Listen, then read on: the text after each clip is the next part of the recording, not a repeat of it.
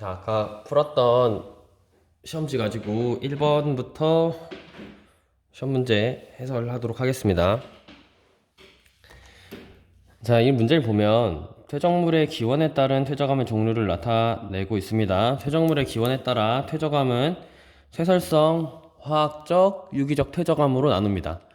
자, 오늘 학교에서 수업한 내용이기 때문에 또렷이 기억이 나는데, 자, 우리는 이거를 유기적 퇴설성, 화학적 퇴적암을 뭘로 구분해야 되냐면 퇴적암을 통해 구분할 수 있습니다. 자, 첫 트는 화학적, 유기적이 모두 되는데 석탄이 유기적 퇴적암이기 때문에 A는 유기적 퇴적암이다를 바로 알 수가 있고요.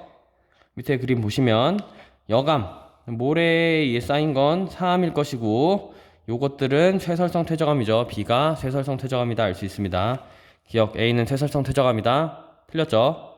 유기적 퇴적암이니까. 니은, 기억은 암염이다. 기억은 사암입니다.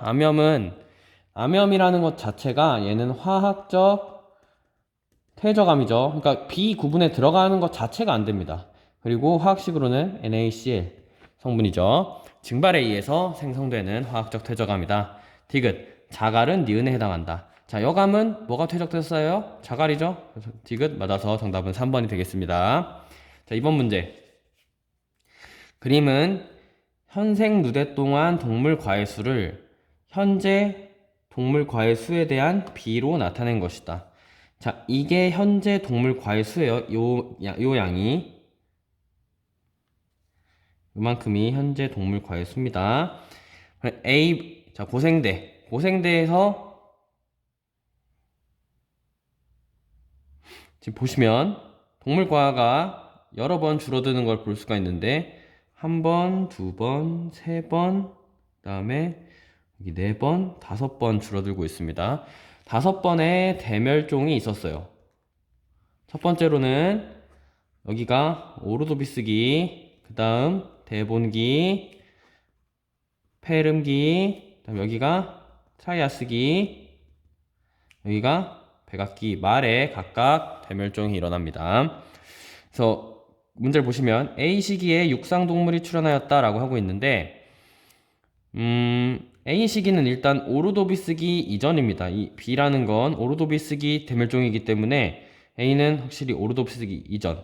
오르도비스기라고 볼 수도 있겠지만 그래프를 보면 여기는 캄브리아기에 해당할 거라고 예상할 수 있습니다.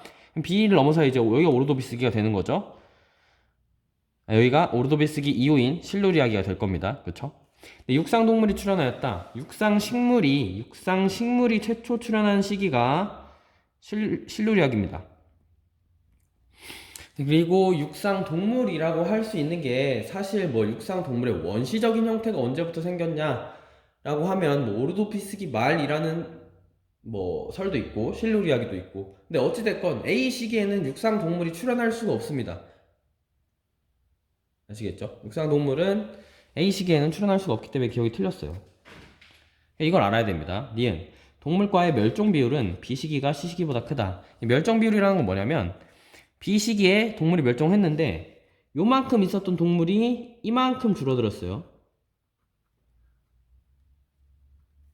요만큼이 준 거죠. C 시기는 요만큼 있었는데 요만큼 줄었어요. 남은 양을 보면 됩니다. 멸종 비율은 C 시기가 당연히 커요. 이때가 페름기 대멸종으로 가장 많은 종들이 멸종했다. 가장 많은 동물 과가 멸종했다라고 얘기를 하죠. B 시기가 C 시기보다 크지 않습니다. C 시기가 가장 큽니다. D 시기에 공룡이 멸종하였다. 중생대 말에 공룡이 멸종하였다. 이건 쉽죠? 정답 3번입니다. 3번 문제. 분광과 광도를 기준으로 한 H활도이고 가나다는 H활도에 분류된 별의 집단 기억, 니은, 디귿의 특징 중 하나이다. 이건 절대 틀리면 안 됩니다. 이 문제는 거의 학교 내신 문제에서도 틀릴 학생이 거의 없어요. 자, 별이 일생의 대부분 정역학평형 상태, 바로 주계열성 나와야 됩니다. 주계열을 벗어난 단계로 핵융합 반응을 통해 무거운 원소들이 만들어진다. 이게 적색 거성 단계. 꼭 적색 거성이 아니라 거성 단계라고 할 수 있겠죠. 디귿, 태양과 질량이 비슷한 별의 최종 진화 단계로 우주로 방출된 후 중심에만 남는다. 이게 백색 외성입니다. 자, 이 별의 바깥층 물질이 우주로 방출된 얘는 뭐라고 하죠? 얘를 행성상 성운이라고 합니다. 자, 여기서 주계열성은 니은, 거성은 기억, 백색 외성은 디귿. 그러니까 니은, 기억, 디귿. 2번이 되겠습니다. 이건 H활도에서 당연히 모두가 배우는 내용이기 때문에 굳이 설명하지 않겠습니다. 다음 4번입니다. 4번은 이제 온대저기압 문제가 나왔는데, 이런 문제의 포인트는 뭐냐면, 그림 가는 어느 날 21시 우리나라 주변의 지상 일기도를 나는 가해 21시부터 14시간 동안, 즉 나는 이 시기부터 14시간 동안 쭉 관측한 기온과 기압을 나타낸 것입니다. 알겠죠? 그러면은 자, A와 B에서 예측을 할 수 있는 거는, B에서 저는 이걸 어떻게 풀었냐면 B의 기압 변화를 보는 겁니다. B에서는 이 온대저기압이 편서풍 영향을 받아 동쪽으로 이동할 거기 때문에 저기압의 중심이 B에 가까워집니다. 즉 기압은 감소할 거예요. 그러다가 점차 이 저기압이 멀어져 가면 기압은 다시 올라갈 겁니다. 그렇죠? 근데 만약 이 지역이 A라면, 이 지역이 A예요. 관측소가 A라면 온대저기압의 중심이 동쪽으로 이동하면서 A로부터 점차 멀어지겠죠? 따라서 기압은 높아지기만 할 겁니다. 그런데 나 그래프를 보면 뭐가 기온이고 뭐가 기압인지 생각하지도 않고서도 올라갔다 내려가고 내려갔다 올라오고 하나의 형태가 아니라는 겁니다. 그러면은 이건 A에서 관측한 게 아니라 B에서 관측한 거고, 기압이 감소했다 증가해야 되기 때문에 이 점선이 기압, 실선이 온도라는 걸 알 수가 있습니다. 이 실선이 온도라고 생각해 보면 B에서 시간이 지남에 따라 이 온대저기압의 중심, 지금 여기 온난역에 해당하는 이 B에서는 온도가 높다가 한랭전선 통과 후 온도가 감소하고, 기압도 마찬가지로 한랭전선 통과한 것처럼 나타나는 걸 볼 수가 있어요. 이렇게 푸는 겁니다. 기억, 가에서 A의 상층부에는 주로 층운형 구름이 발달한다. 자, 가에서 A의 상층부, A라는 거는 한랭전선의 후면이기 때문에 주로 저군형 구름이 발달합니다. 층운형 구름이 발달하기 위해서는 온난전선의 전면부여야겠죠. 기억 틀렸고, 나는 B의 관측 자료이다. 아까 열심히 설명드렸죠? B의 관측 자료입니다. 나의 관측소에서 기억 기간 동안 풍향은 시계 반대 방향으로 바뀌었다. 이건 맨날 나오는 얘기인데, 그 온대저기압이 관측소를 통과하게 되면 풍향이 남동, 남서, 북서로 바뀝니다. 남동, 남서, 북서로 바뀐다는 것 말 자체가 풍향이 시계 방향으로 바뀐다는 얘기가 됩니다. 따라서 시계 반대 방향으로 바뀌었다. 틀렸죠? 정답은 2번 니은이 되겠습니다. 자, 5번 문제 보겠습니다.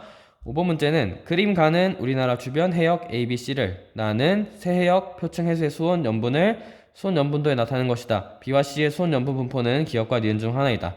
자, 보통은 이러한 수온 연분도 문제는 뭐로 나왔었냐면 맨날 해수의 심층순환과 연관지어서 북대서양 심층수, 그 다음에 남극 중층수, 남극 저층수 이거 나왔었죠. 그런데 이 문제에서는 자, ABC인데 B와 C 중에 하나가 기억과 니은이래요. 그럼 기억과 니은의 차이를 우리가 봅니다. 기억과 니은은 연분은 비슷한데 뭐가 다르냐? 수온이 다릅니다. B와 C, 하나는 높고 하나는 낮아요. 위도가 높고 하나는 낮아요. 그럼 어디가 수온이 낮겠어요? B가 높으니까 수온이 낮겠죠. 그러니까 니은이 B고 기억이 C입니다. 이렇게 푸는 거예요. 자, 니은은 B에 해당한다. 맞죠? 해수의 밀도는 A가 C보다 크다. 해수의 밀도는 A가 C보다 크다. 자, A의 해수의 밀도 값은 그대로 읽으면 됩니다. 이게 수온 연분도에서 밀도 값이 써 있는 거죠. 1.023이랑 1.024 사이가 A, C는 1.025니까 A가 C보다 크다. 틀렸죠? B와 C의 해수 밀도 차이는 수온보다 염분의 영향이 더 크다. B와 C의 해수 밀도 차이가 왜 나는 거죠? B와 C는 염분은 비슷한데 다른 건 온도밖에 없어요. 즉 수온보다 염분의 영향이 더 크다가 틀렸고, 염분보다 수온의 영향이 더 크다라고 해야 됩니다. 그 디귿 틀려서 정답은 1번이 됩니다. 아시겠죠? 이어서 6번 문제부터 다시 보겠습니다.